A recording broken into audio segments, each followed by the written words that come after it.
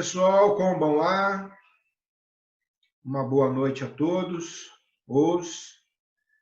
Espero que todos estejam aí com bastante pique, bem empolgados. Houve algum comentário discreto aí de que não ficou muito claro o que a gente conversou na última aula. Vou fazer um mini resumo para vocês então, tá?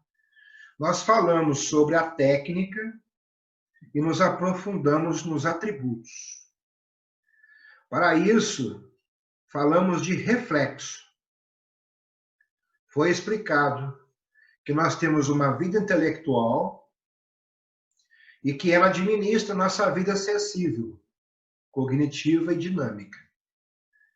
Para entender melhor isso, nos aprofundamos para chegar ao conhecimento sensível. Falamos das sensações, definimos e colocamos que através delas chegamos à imaginação e memória, que então, por sua vez, dependem, óbvio, da sensibilidade. Maior sensibilidade, melhor a memória, né, e a imaginação. Falamos que chegamos ao conhecimento dos objetos, calor, sabor, através das sensações, tá? E também que elas nos levam a alguns estados afetivos. Prazer e dor foi o que nós colocamos. Isso gera excitação, que vai gerar uma reação motora, que é de aproximar ou afastar. Sobre a excitação, vimos as 3 leis: mínimo e máximo. O exemplo que a gente utilizou foi do som, infrassom, som e ultrassom. E por falar nisso, isso aqui não vale só para o som, não. Vale para a luz, para todas as sensibilidades. Tem um limiar aí que nós percebemos e um que nós não percebemos. Falamos sobre o limiar diferencial, como cada um percebe, sente a intensidade. Aqui eu vou acrescentar mais um exemplo para vocês. Eu acredito que tem uma sensibilidade bastante grande, bastante alta. Mas eu estava internado na Santa Casa, tinha feito uma cirurgia complicada, e tinha uma irmã, uma madre, né, uma freira lá, e ela sempre passava com os papéis na mão, me olhava, passava de novo, me olhava, jovem ainda. E fora, dava para ouvir uma pessoa gemendo 24 horas por dia, num outro pavimento. E aí depois ela acabou chegando em mim e perguntou, falou, posso falar com você? Pode. Falei, olha, eu queria saber por que você não está gemendo, não está chorando, não está pedindo medicamento para dor, porque ela me ofereceu realmente, né? E eu não quis. Aí eu achei estranha a pergunta dela, ela explicou. Ela falou, olha, eu estou fazendo um doutorado especificamente em cima de limiar de dor. E pelo que eu estive observando, pelos meus estudos, aquela pessoa que está gritando, gemendo, desesperada, ela está sentindo 1/10 da dor que você deve estar sentindo. E você não me parece uma pessoa embrutecida a ponto de não sentir essa dor. Resumindo, como é que você está controlando, administrando essa dor? Entendem? Então, aí o limiar diferencial, como cada um percebe, sente a intensidade, e aí entra mais o papel do domínio em cima da dor também, até um certo ponto, né? Em algumas circunstâncias é possível. Falamos também sobre a terceira lei, que é a da relatividade, e o exemplo citado foi aquilo de você estar num ambiente a menos 15 graus, geladérrimo, e de repente passar para um ambiente de 5 graus ou até de 0 graus, e você se sentia, ai que delícia, está quentinho aqui, né? Ao explicar o reflexo, foi falado sobre como funciona a impressão orgânica. Tem aquela ação no excitante, falamos da velocidade dessa condução, que chega até teu cérebro, interpreta, e aí falamos, né, que você tem a reação motor, isso é o reflexo. Tá bom? Então aqui extremamente simples. Então, nós temos que trabalhar em cima destes itens todos, porque nós temos que aumentar o tempo de recepção, melhorar a interpretação, depois é que nós temos uma reação. Como é que a gente vai chegar ao estágio 100 no 100, de reagir enquanto a pessoa ainda tem apenas a intenção e nem começou a ação, se nós não temos aqui muito bem compreendido e desenvolvido, né? Se nós só reagimos e conseguimos isso, para mim, eu tenho aquela sensação que fica meio que no campo do instinto, não está no campo racional. Vamos trazer isso para o campo racional, realmente. Então, as aulas mais profundas são as mais simples, que necessitam de uma maior atenção. Tá? Vamos acrescentar hoje um pouco de informação aí, falando da apreensão das qualidades sensíveis.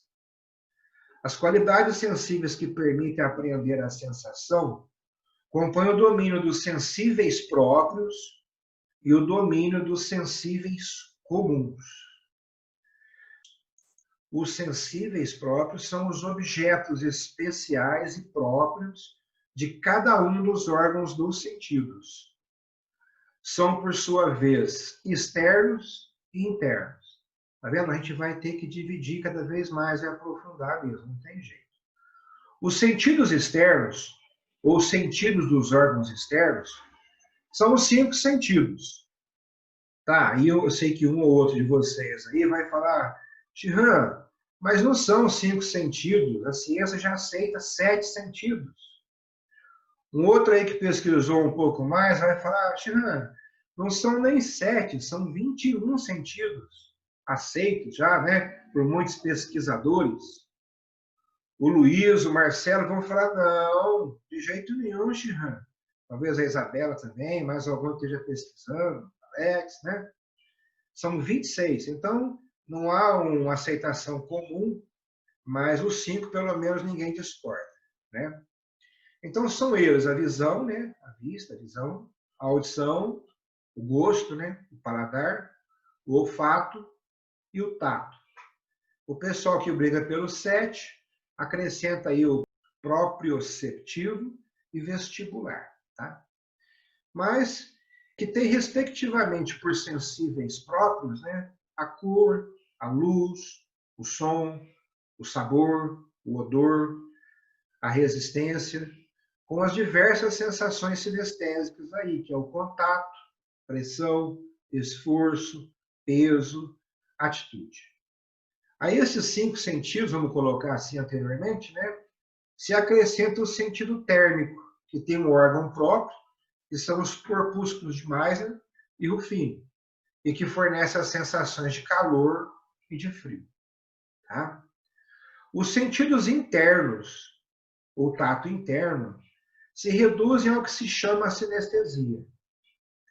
Chama-se senso interno porque está difuso no organismo e não localizado na periferia externa. E também porque toma forma nas impressões orgânicas internas, e sob este aspecto é de natureza propriamente afetiva. Reúne o conjunto das sensações orgânicas, que nos são dadas como associadas e fundadas numa espécie de sensação global confusa. É a esta sensação global que nós nos referimos quando dizemos, por exemplo, eu me sinto bem, ou mal, né? Ou eu tenho uma impressão de mal-estar ou bem-estar geral. Então, aquela sensação, de repente você se sente super bem, de repente você se sente mal. Quando você fala, principalmente, estou me sentindo mal, a pergunta que vem é, o que você está sentindo? E muitas vezes, talvez vocês já tenham passado por isso, ou visto alguém responder assim, a pessoa fala, não sei, eu estou me sentindo mal, mas não sei explicar, não sei falar. Então, eu costumo brincar que nós temos uma inteligência abdominal, né? O outro dia eu falei para vocês isso, passou meio que batido, mas é meio por aí. Os sensíveis comuns existem, né, certas realidades sensíveis que são o objeto de vários sentidos. São estes os sensíveis comuns: extensão, dimensões, forma, figuras e movimentos. Então, aqui acho que já deu para sacar onde é que encaixa no nosso treinamento, né? Estes sensíveis comuns, objetos complexos, resultam de uma longa elaboração dos dados sensíveis. Vocês vão falar, e sobre a objetividade das qualidades sensíveis, a realidade delas, né? Aqui é bom colocar que os filósofos já colocaram essa questão várias vezes, né? De saber se a sensação como tal é realmente um ato de conhecimento objetivo. Isso aqui deu briga, deu pano para manga, né? Temos aí os nominalistas, os essencialistas brigando aqui também. Quer dizer, um ato que faz apreender alguma coisa de distinto do sujeito que sente. Né? Todos concordam que a sensação nos faz apreender as qualidades. Mas essas qualidades serão realidades objetivas ou simplesmente notificações ou estados do sujeito provocados por um objeto exterior sem nos informar sobre este objeto? Então, muitos aí afirmam que as pessoas veem, sentem, interpretam objetos de forma diferenciada. Será que é por isso? Mas tem aí os elementos do problema. Qualidades primeiras e qualidades segundas. A distinção das qualidades primeiras e das qualidades segundas é um elemento essencial do problema. O que são essas qualidades? Qualidade primeira é a extensão dos corpos e as propriedades que se relacionam com a extensão. Quer dizer, a figura e o movimento. Isso aqui vai ser muito importante para nós daqui a uns dias. E qualidades segundas, os sensíveis próprios. Cor, som, odor, sabor, qualidades táteis. Tá? Só para ter um exemplo aí, para clarear um pouquinho, quando a gente for estudar como é que a gente consegue enxergar no escuro, vocês vão passar pela seguinte experiência. Imagina aquela situação que alguém está dirigindo, rápido, e de repente a pessoa fala assim, nossa, passou um bicho. Um bicho. Que bicho era? Ah, eu acho que era um cachorro, talvez fosse um lobo, talvez fosse uma oncinha. Significa que a pessoa viu a forma. Às vezes ela vai falar assim, eu vi um cachorro preto. Então ela já conseguiu perceber, além da forma, a cor. Tá certo? A primeira coisa que nós percebemos aí é o movimento. Depois você pega a forma, praticamente assim, né? Se for colocar direitinho, é isso aí. Então é muito importante memorizar bem isso. Aí temos a teoria mecanicista. A objetividade das qualidades primárias, ou seja, a extensão dos corpos, é negada pelos idealistas. Tem essa briga mecanicista, idealista. Aí não vamos aqui examinar essa opinião, só do ponto de vista, né, superficial. Mas convém considerar antes a questão das qualidades segundas, que muitos filósofos antigos, Demócrito, Epicuro, Lucrécio, e modernos também, Descartes, Locke e outros mais, eles consideraram como puramente subjetivos, ou seja, sem realidade fora do sujeito que sente. Poxa vida, hein? Terrível isso, né? Às vezes você tem uma visão, uma sensação, principalmente interna sua, parece que não bate com aquilo que as pessoas colocam para você. Vocês vão perceber isso bem depois. O argumento apresentado como prova desta concepção consiste em dizer que a ciência da natureza demonstra que toda diversidade no corpo é de natureza mecânica. Isto é, que consiste no movimento local, modificações das estruturas atômicas dos corpos por vibrações etéreas, moleculares, etc. Deve-se concluir daí que o movimento é a única realidade objetiva e que as qualidades sensíveis são apenas afecções subjetivas. Então, o movimento, a gente vai chegar lá no início da história da filosofia, os primeiros pensadores, a grande briga é, tudo é ser, não há movimento. E outro grupo, só o movimento, né? Tracto, por aí vai. Tá. A especificidade dos nervos condutores. O biologista Johannes Müller, no início do século XIX, quis demonstrar diretamente a tese mecanicista, pondo em evidência o que chama de especificidade dos nervos sensoriais, em virtude do qual os nervos condutores, de qualquer maneira que sejam tocados, dão sempre a mesma sensação ou a mesma qualidade sensível. A eletrização do nervo óptico, a secção ou a pressão deste mesmo nervo, produzem identicamente uma sensação de ofuscação. Nota-se também, no mesmo sentido, que a eletrização do nervo acústico produz um som, o do nervo olfativo, uma sensação de odor. Por aí vai. Seguir-se-ia daí que as qualidades sensíveis não são produzidas pelo objeto percebido, mas pelos próprios órgãos sensoriais. Poxa vida, né? Será que não há essa realidade fora de mim aí, né? A objetividade física da sensação. Os argumentos que acabamos de nos referir não provam de forma alguma a subjetividade das qualidades sensíveis. O argumento mecanicista não tem valor enquanto identifica as vibrações e as qualidades sensíveis. A física mostra apenas que há uma relação necessária entre vibrações e qualidade. Mas uma relação não é uma identidade. E que a própria física não vai além do movimento. Isso se compreende uma vez que visa apenas ao aspecto quantitativo dos fenômenos. O seu aspecto qualitativo não pode, evidentemente, ser apreendido a não ser por uma atividade vital. Voltando lá atrás, quanto à especificidade dos nervos condutores, ela não seria suficiente para provar a subjetividade das qualidades sensíveis. Por quê?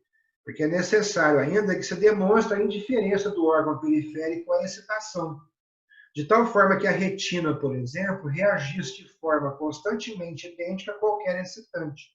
Mas é exatamente o contrário que se observa. Os órgãos periféricos são perfeitamente especializados. A retina é apenas sensível às vibrações etéreas. Agora ouça quem tem ouvidos para ouvir. O que chamamos de luz é uma vibração etérea.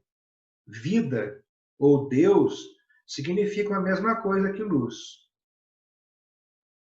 Não é para questionar sobre isso ainda. Isso é assunto posterior. Aí vocês vão entalar aqui, eu tenho certeza, né?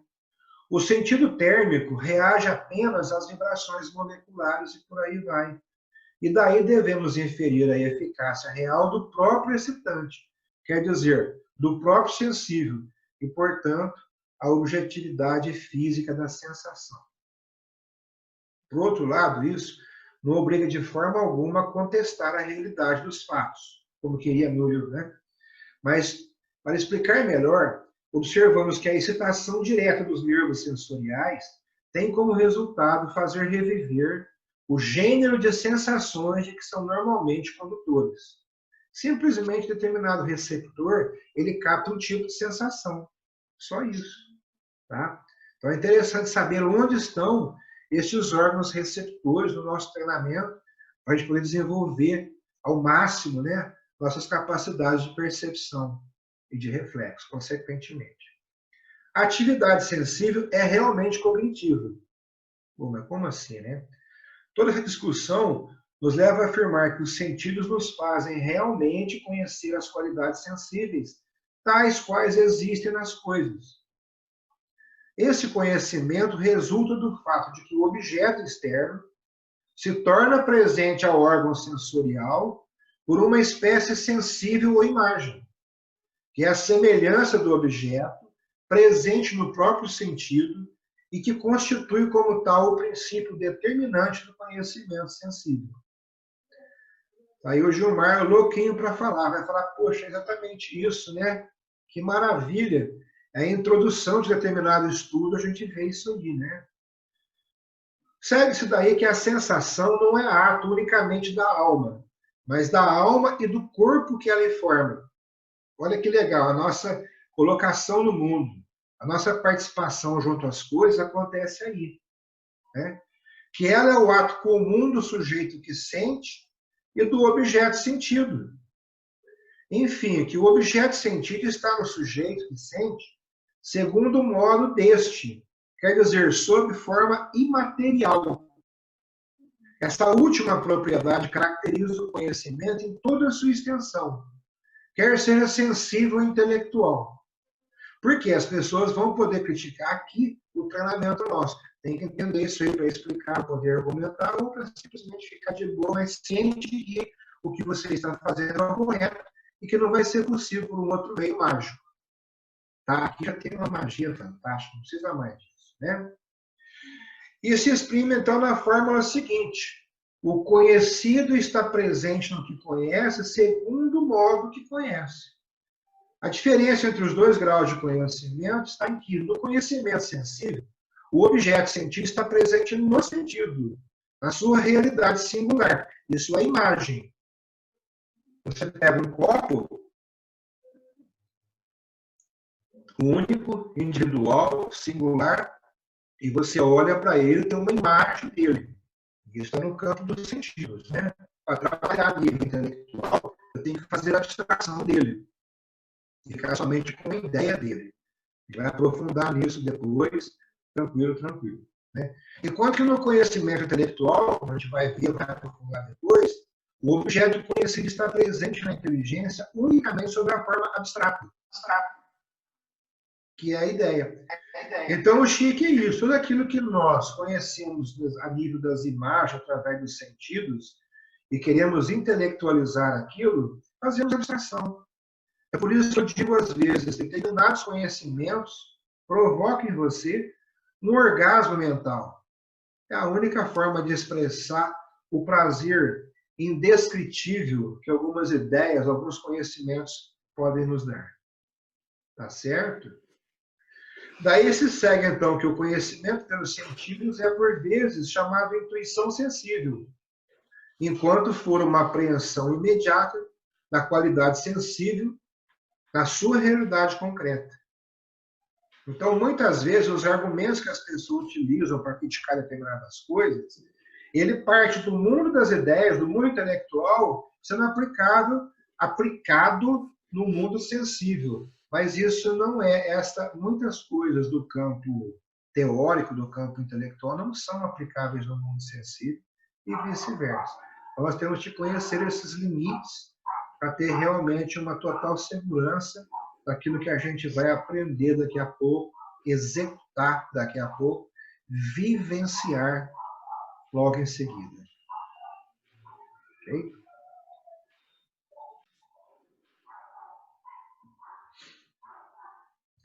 Isabela, quero ouvir tua voz. Hoje está mais alto, mais audível, né? Está no meu campo vibracional permitido. Oi, Shihan. O celular tem um áudio melhorzinho. Hoje você está conseguindo conversar comigo. E com relação ao nosso bate-papo de hoje? Tudo tranquilo, Shihan. Vou reassistir a aula depois para ver os conceitos que eu perdi, mas tudo tranquilo por hoje. Maravilha. Muito bem, Gilmar. O Gilmar está molhando as ideias. Isso aqui é um conhecimento sensível. Muito bom, né? Coisas só existem a partir... As coisas só existem a partir do momento que eu percebo. Exato. Exatamente. Interessante, não? É muito doido. Nós temos que ter total certeza de que existem pessoas que elas entendem pouco porque percebem pouco, sentem pouco. Né? Então, aquelas pessoas que têm uma sensibilidade menor, não conseguem se colocar no lugar das outras e por aí vai, todos aqueles conceitos já vistos, né?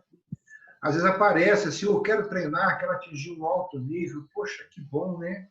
É possível, né? Essa transformação, essa metamorfose.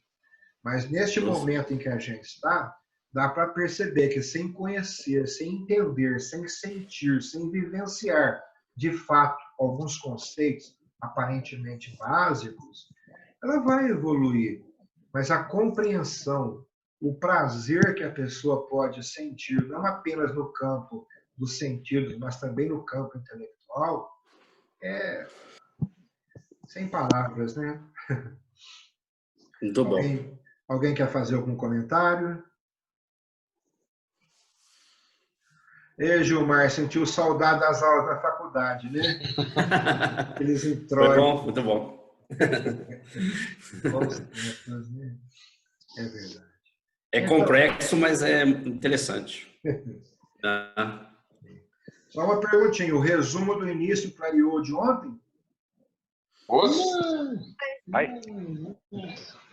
Eu não assisti a aula ontem, eu perdi, vou olhar lá, vou assistir para eu pegar a Olhar, linha de você raciocínio. pode pregar só ele eu ouvia uma meia dúzia de vezes.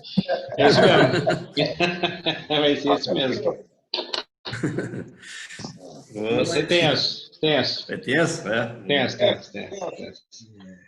Imaginem bem, né? Quando formos trabalhar a nível de 100, 100 no 100, eu tenho que perceber, sentir, interpretar e para poder reagir a nível de intenção que talvez ainda nem exista em sua manifestação interna dentro do sujeito que está na minha frente ou dos sujeitos, né? Não é um nível tão básico, tão simples, né? Mas é possível e é fácil. É só prestar bem atenção. Meus amigos, feliz em tê-los aqui comigo. O Yasunasai, Ai. Matakondo, vida longa e saudável a todos. Vida longa e saudável. Os.